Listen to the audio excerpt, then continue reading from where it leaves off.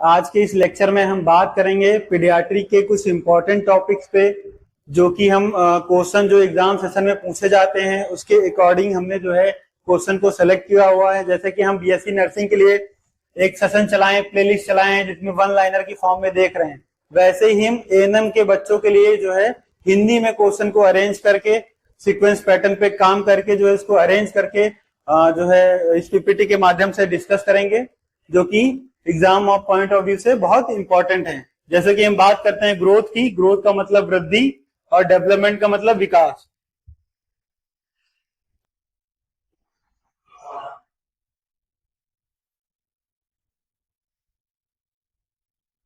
तो जैसे कि इसमें हम समझेंगे कि increase in the size of mass of tissue, मतलब अगर टिश्यू के मास में जो है इंक्रीजमेंट देखने को मिल रहा है, कहने का मतलब है कि शेप या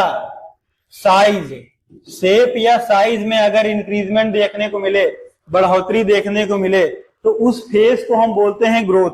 तो अगर टिश्यू में हमें बढ़ोतरी देखने को मिल रही है, उसका आकार बढ़ रहा है, उसमें वृद्धि देखने को मिल रही है, तो उस चीज को हम बोलेंगे ग्रोथ या फिर वृद्धि। तो एग्जाम में क्वेश्चन पूछ लेता है कि डेवलपमेंट या ग्रोथ किसमें जो है शेप एंड साइज का जो है ऊतक के आकार में जो है वृद्धि देखने को मिलती है, तो तुम बताओगे कि वृद्धि ऐसी फेज होती है या ग्रोथ ऐसी फेज होती है जिसमें क्या होता है शेप और साइज में हमें डेवलपमेंट देखने को मिलता है या इंक्रीजमेंट देखने को मिलता है।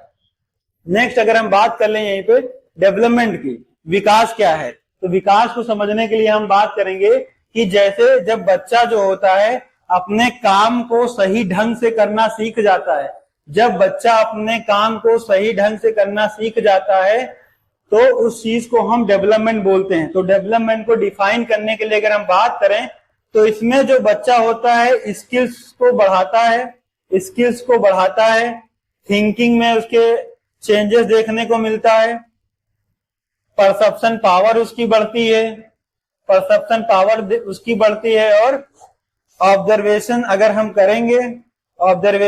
करेंगे तो हमें देखने को मिलेगा कि बच्चा जो होगा वो क्या होगा, जैसे जैसे एज बढ़ेगी वैसे वैसे बच्चा क्या होगा कि अपने काम को करने में सफल तरीके से उसको और कम समय में कर पाएगा। तो जहां पे फंक्शंस का, जहां पे कार्य का डेवलपमेंट हो रहा है किसी स्किल्स के द्वारा, जहां पे कार्यों का डेवलपमेंट हो रहा है किसी स्किल्स के द्वारा, उसमें वृद्धि देखने को मिल रही है, तो उसको हम बोलेंगे विकास या डेवलपमेंट। नेक्स्ट हम बात करेंगे कि number of chromosomes in tumour syndromes, कि ट्यूमर सिंड्रोम जो होता है उसमें क्रोमोसोम्स का नंबर कितना होता है, या फिर इसको हम बोल सकते हैं कि टर्नर सिंड्रोम में गुणसूत्रों की संख्या क्या होती है। टर्नर सिंड्रोम में गुणसूत्रों की संख्या क्या होती है, तो 45 जो है क्रोमोसोम्स पाए जाते हैं टर्नर सिंड्रोम में। तो ये हम बताएंगे कि टर्नर सिंड्रोम में 45 गुणसूत्रों की संख्या पाई जाती है। नेक्स्ट अगर हम बात कर लें कि कौन सी एज में जो ह्यूमन का फीटस होता है वो थायरोक्सिन हार्मोन सिक्रीट करना स्टार्ट कर देता है, या हम बोल सकते हैं मानव भ्रूण किस उम्र में थायरोक्सिन हार्मोन का स्राव का मतलब होता है सिक्रीशन, स्टार्ट कर देना।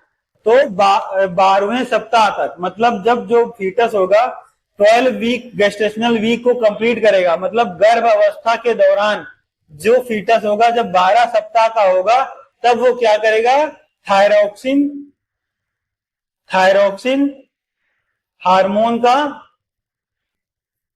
हार्मोन का सिक्रीशन क्या करेगा, स्टार्ट कर देगा या शुरू कर देता है।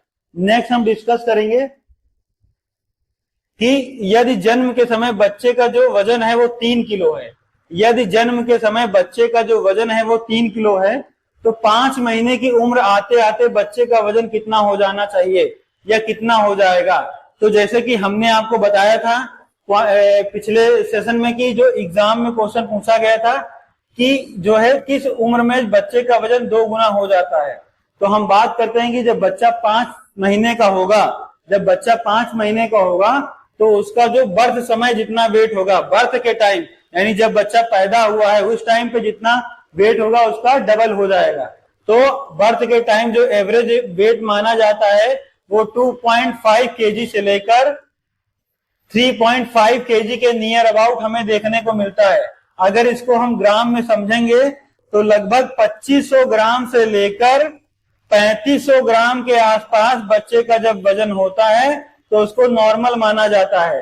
तो अगर हम यहाँ बात करें, हमें पहले ही डिस्कस कर चुके हैं कि 5 महीने का जब बच्चा होगा तो उसका जो बर्थ के समय वेट होगा उसमें जो है 2 गुना हो जाएगा, मतलब 2 से हम मल्टीप्लाई कर देंगे। तो बर्थ के समय अगर आइडियल वेट माने 3 केजी, तो हम 3 में अगर 2 को मल्टीप्लाई करेंगे तो 5 महीने में हमें देखने को मिलेगा जो बच्चे का वजन होगा वो 6 किलो के आसपास देखने को मिलेगा। नेक्स्ट हम बात करते हैं कि एट बर्थ के समय शिशु की जो हाइट होती है वो कितनी हमें देखने को मिलेगी। तो लगभग 45 से 50 सेंटीमीटर तक हमें बच्चे की जो है नवजात शिशु की जो है हाइट देखने को मिलेगी। नेक्स्ट हम बात करते हैं कि जैसे हमने डिस्कस किया पिछले क्वेश्चन में, हमने डिस्कस किया कि बच्चे का जो बर्थ वेट होता है वो कब डबल हो जाता है। तो इस वाले क्वेश्चन के माध्यम से हम समझेंगे कि शिशु के किस उम्र में जो लंबाई होती है वो जन्म से 2 गुनी हो जाती है। तो जब बच्चा 4 साल का होगा उस टाइम पे जो बर्थ के समय जो हाइट होगी बच्चे की उसकी 2 गुनी हमें जो है हाइट देखने को मिलेगी। तो क्वेश्चन एग्जाम में पूछा गया था कि कौन सी एज ड्यूरेशन होती है बच्चे की जब बर्थ के समय जितना हाइट होता है उसका 2 गुना हमें देखने को मिले। तो 4 साल का जब बच्चा होगा तो बर्थ के समय जितनी हाइट होगी उसकी 2 गुनी हमें देखने को मिलेगी। नेक्स्ट अगर हम डिस्कस करें इसमें कि जब बच्चा बर्थ करता है, बर्थ के टाइम पे यानी जब बच्चे का जन्म होता है तब हेड सरकमफ्रेंस कितना होता है, यानी जन्म के समय सिर की परिधि लगभग कितनी होती है। तो 33 से लेकर 35 सेंटीमीटर तक हेड सरकमफ्रेंस एट बर्थ पे देखा जाता है। एट बर्थ पे हेड सरकमफ्रेंस जो है,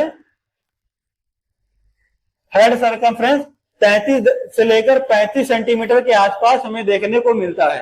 तो अगर यहीं पे हम बात कर लें चेस्ट सरकमफ्रेंस की,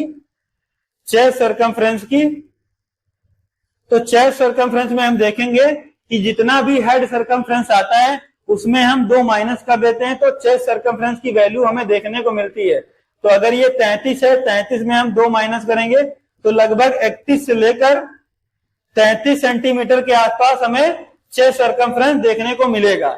तो हमें याद रखना है कि बर्थ के टाइम पे जो हेड सरकमफ्रेंस रहता है वो 33 से लेकर 35 सेंटीमीटर के बीच में रहेगा। अगर ये वैल्यू हमको याद हो जाती है तो हम याद रखेंगे कि उसमें 2 घटा देंगे तो हमें चेस्ट सरकमफ्रेंस की वैल्यू पता चल जाएगी। नेक्स्ट हम डिस्कस करेंगे कि जन्म के समय छाती की जो परिधि लगभग होती है वो कितनी होती है। जैसे कि प्रीवियस स्लाइड में हमने बताया कि जो हेड सरकमफ्रेंस होता है वो जैसे कि हमने डिस्कस किया कि 33 से लेकर 35 सेंटीमीटर के बीच में होता है। तो इसमें पूछ लिया है कि छाती की परिधि कितनी होती है। तो अगर तुमको हेड सरकमफ्रेंस पता है तो तुम क्या कर सकते हो, चेस्ट सरकमफ्रेंस निकाल सकते हो। तो जैसे हमने बताया कि 2 माइनस कर दो तो इसकी जो वैल्यू 31 आएगी 31 से लेकर 33 सेंटीमीटर के बीच में आएगी। तो अगर एग्जाम में या ऑप्शन में जैसे कि हमने इस वाले स्लाइड में बताया कि ये 30 से लेकर 33 सेंटीमीटर के बीच में वैल्यू देखने को मिल रही है, तो तुम्हें जो एग्जाम में ऑप्शन है उनको देखना है। ये जितनी भी वैल्यू है ये सब नियर अबाउट वैल्यू बताई जा रही है।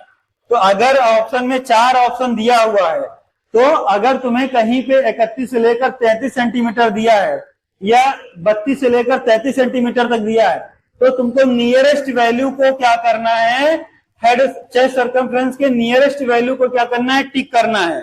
ठीक है। नेक्स्ट हम डिस्कस करेंगे कि बच्चों के स्थायी दांत कब निकलना शुरू होते हैं, कि बच्चे की किस उम्र में आते आते बच्चों के जो स्थायी दांत है उनका निकलना आरंभ होता है या शुरू होता है। तो 6 से लेकर 7 साल की जो एज है इसमें बच्चे के स्थायी दांतों का निकलना शुरू हो जाता है या आरंभ हो जाता है। नेक्स्ट अगर हम बात करें कि ऐसी कौन सी उम्र होती है या एज ड्यूरेशन होता है जब बच्चा सहारे को लेकर बैठना सीख जाए, जब बच्चा क्या करे, किसी के सहारे से बैठना सीख जाए।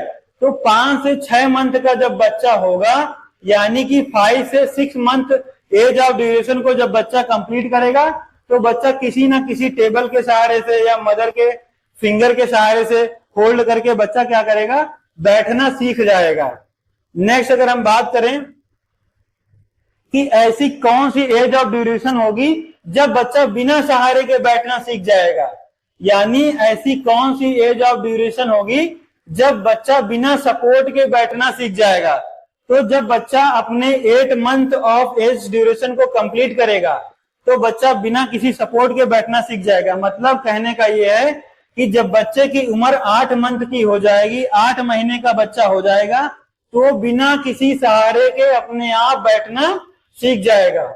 नेक्स्ट हम बात करते हैं कि किस उम्र में आते आते बच्चा क्या करेगा, इंडेक्स फिंगर और थंब की सहायता से किसी भी वस्तु को पकड़ना सीख जाता है।